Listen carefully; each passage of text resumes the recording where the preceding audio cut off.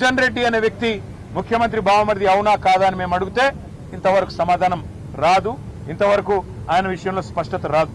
అట్లాగే మేము అడిగాం, శ్వేతపత్రం ప్రచురించండి. ఒక నైనీ టెండర్లే కాదు, నైనీ బొగ్గుగని టెండర్లే కాదు, మరి నైనీలో కూడా గతంలో 2021లో 2022లో 2 సార్లు మా ప్రభుత్వం ఉన్నప్పుడుగా టెండర్లు పిలిచాం. కానీ ఆ రోజు ఈ సైట్ విజిట్ సర్టిఫికెట్ అనే నిబంధన లేదు. మరి ఈరోజు టీఆర్ఎస్ ప్రభుత్వంలో అవసరం లేనిది కాంగ్రెస్ ప్రభుత్వంలో ఈ నిబంధన ఎందుకు అవసరం వచ్చింది అని మేము అడిగితే ఇంతవరకు సమాధానం లేదు.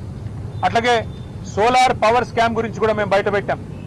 భారతదేశంలో ఎక్కడైనా మెగావాట్కు 2.5 నుంచి 3 కోట్లలో ఇవాళ సోలార్లో నిర్మాణం జరుగుతూ ఉన్నది. కానీ తెలంగాణలో మాత్రం సింగరేణి పిలిచిన సోలార్ టెండర్లలో మాత్రం 7 కోట్లట. 2.5-3 కోట్లలో అయ్యో పని దేశంలో మొత్తంలో ఒక్క తెలంగాణలో మాత్రమే 7 కోట్లు ఎందుకు అవుతున్నది?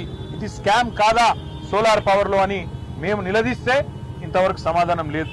అట్లాగే ఎక్స్ప్లోజివ్స్ ఏవైతే గనుల్లో వాడతారో జిలెటిన్ స్టిక్స్ 30% అదనంగా రేటు పెంచారు, ఎందుకు పెంచారు అని మేము అడిగితే సమాధానం లేదు. చివరికి సింగరేణిలో ఒక డైరెక్టర్ జీవి రెడ్డి, డైరెక్టర్ వికే శ్రీనివాస్, ఈ ఇద్దరు కూడా ఇది 30% అదనం ఎందుకు పెడుతున్నారు, ఖర్చు ఇంత పెట్టాల్సిన అవసరం లేదు, జిలెటిన్ స్టిక్స్ మీద ఎక్స్ప్లోజివ్స్ మీద 30% ఎందుకు పెంచారు రేటు అని చెప్పి వాళ్ళు డైరెక్టర్లు నిలదీస్తే బోర్డులో వాళ్ళ మీద యాక్షన్ తీసుకున్నారు తప్ప కాంట్రాక్టర్లకు లాభం చేసే పనిలో మాత్రం కాంగ్రెస్ పార్టీ వెనుకకు తగ్గలేదు. ఇది వాస్తవమా కాదా అని మేము నిలదీస్తే ఆన్సర్ లేదు. అన్ని విషయాలు ఇవాళ గవర్నర్ గారి దృష్టికి సవివరంగా మరి పెద్ద ఎత్తున మేము తెచ్చాము. బెదిరించి రింగు చేసి కాంట్రాక్టర్లను ఒక రింగు చేసి ఇవాళ ప్రజాధనాన్ని, ఇది ప్రజాధనం ఎందుకు అంటే సింగరేణి కాలరీస్ అనే సంస్థ 51% ఓనర్షిప్ తెలంగాణ ప్రభుత్వానిది, 49% ఓనర్షిప్ కేంద్ర ప్రభుత్వానిది.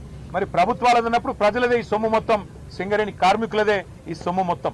అందుకే సింగరేణి కోల్ బెల్ట్ లో ఉండే మా కార్మిక సోదరులు ఆలోచన చేయాలి. వేల కోట్ల రూపాయలు ఏ రకంగా ఇవాళ ఈ ప్రభుత్వం కొల్లగొడుతున్నదో దీని మీద మరి మేము ఎన్నిసార్లు అడిగినా ఇప్పటికీ కూడా సమాధానం రావడం లేదు. వాస్తవం ఏంటి అంటే అన్నదమ్ములు దోచుకునే సరిపోవట్లేదంట రేవంత్ రెడ్డి గారికి. గిల్ట్ కుంభకోణం పేరు మీద హైదరాబాద్లోని పారిశ్రామిక వాడల్లో భూములను కొల్లగొట్టడానికి 5 లక్షల కోట్ల విలువ చేసే 9,200 కోట్లు, 9,200 ఎకరాల భూమిని కొల్లగొట్టేదానికి ప్రయత్నం చేస్తే మా పార్టీ బయటికి తీసుకొచ్చింది. అన్నదమ్ముల దోపిడిని అడ్డుకున్నది. కానీ రేవంత్ రెడ్డి గారు అన్నదమ్ముల దోపిడి సరిపోవట్లేదంట. ఇప్పుడు బావమరిది గారి కళ్ళల్లో ఆనందం కోసం సింగరేణిని ఆయనకు గుత్తకు రాసిచ్చిండు. తెలంగాణ కొంగు బంగారంగా భావించే సింగరేణిని కాంగ్రెస్ ముఖ్యమంత్రి రేవంత్ రెడ్డి పట్టపగలే కబిలిస్తా ఉన్నాడు.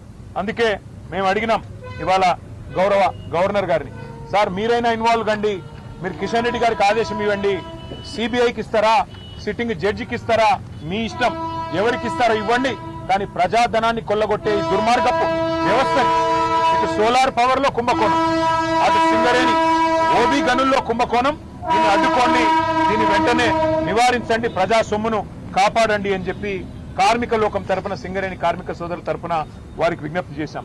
అన్నిటికీ మించి మీరు ఒకటి గమనిస్తే ఇవాళ ఒకరిద్దరు కాదు, మొత్తం క్యాబినెటే వాటాలు పంచుకునే క్రమంలో ఒకరితో పోటీ పడుతూ ఒకరు స్కాములు చేస్తున్నట్టుగా కనబడుతున్న విషయాన్ని కూడా గవర్నర్ గారికి వివరంగా చెప్పాం. కొత్తగా తెచ్చిన కండిషన్లు, ఈ కండిషన్లు తమ అస్మదీయుల కోసం, తమకు కావలసిన వాళ్ళ కోసం ఏ రకంగా పెట్టడం వల్ల ಪ್ರಜಾಧನ ದುರ್ವಿನಿಯೋಗ ಆಯ್ತುನದಿ ಸಿಂಗರೇಣಿ ಆ ರೀತಿ ನಾವು ನಮ್ಮ ಇಲಾಖೆಯಲ್ಲಿ ಯಾವುದೇ ರೀತಿಯಲ್ಲಿ ಈಗ ಅವರು ಗೃಹ ಸಚಿವರಾಗಿದ್ದರು, ಅವರು ಹೀಗೆ ಮಾಡ್ತಿದ್ರಾ? ಇವೆಲ್ಲ ಹೇಳೋದಕ್ಕೆ ಭಾಳ ಸುಲಭ, ಆದರೆ ಕಾನೂನು ಎಲ್ಲರಿಗೂ ಒಂದೇ ಅಂತೇಳಿ ಕಾನೂನು ಪ್ರಕಾರ ಏನು ಕ್ರಮ ತಗೋಬೇಕು ಅದನ್ನು ತಗೊಳ್ತಾರೆ. ಸಸ್ಪೆನ್ಷನ್ ಆಗಿದೆ, ಅವ್ರನ್ನ ಉಚ್ಚಾಟನೆ ಮಾಡುವಂಥ ಪ್ಲಾನ್ ಏನಾದರೂ ಕಾಂಗ್ರೆಸ್ ಪಕ್ಷಕ್ಕೆ ಇದೆಯಾ ಈ ಮೊಮೆಂಟ್ಗೆ ಅಂತ? ಅಲ್ಲ, ಅದು ಗೊತ್ತಿಲ್ಲ. ಅದು ಪಕ್ಷದಲ್ಲಿ ಏನು ತೀರ್ಮಾನ ಮಾಡ್ತಾರೋ ಅವರು, ಅದು ಅವರಿಗೆ ಬಿಟ್ಟಿದ್ದು ಕಾಂಗ್ರೆಸ್ ಪಕ್ಷದಲ್ಲಿ.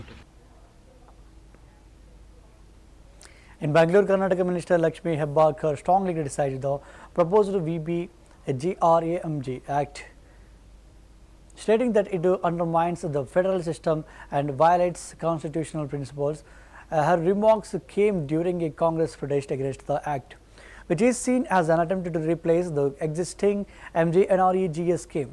Hebbalkar emphasized that MGNREGA has been a lifeline for rural employment and that dismantling it would harm millions of workers dependent on the program. She asserted that the new act degrades democratic values and weakens the rights of states, calling for its